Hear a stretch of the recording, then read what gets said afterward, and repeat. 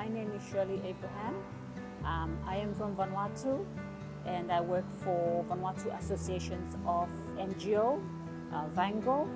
Our organization, we are the umbrella body of coordinating all NGOs in Vanuatu.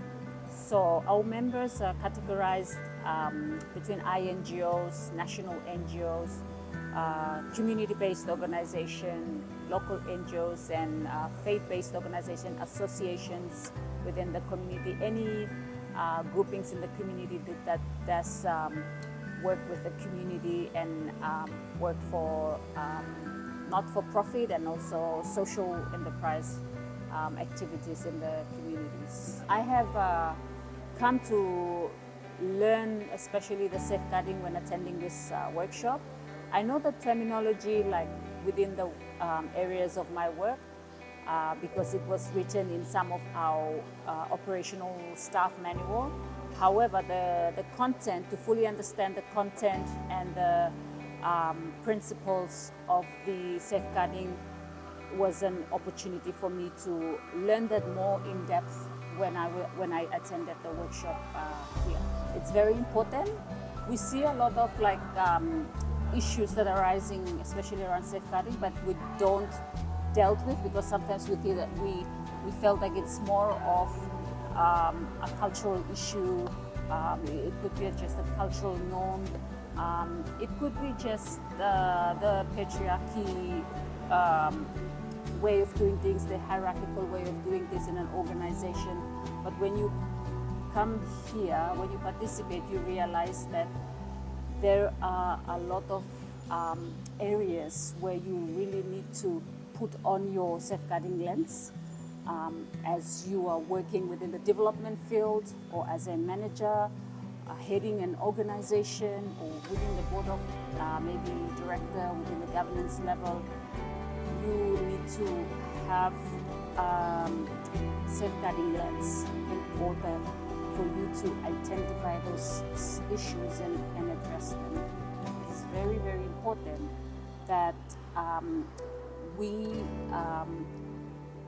put in place mechanisms so we support the communities on assisting them with what are some of the safeguarding maybe tools, what are the safeguarding resources, procedures that could be available within the communities that can support them. Because as I mentioned earlier, that a lot of these things for me personally, it falls back to the cultural norms. And so when it becomes a cultural norms, a lot of the time, for instance, a women in the community or a disability in the community or a child in the community, there's been a lot of these cultural norms, the Christian principles, all these layers have bind those community members that they feel like, no, this is maybe a normal situation.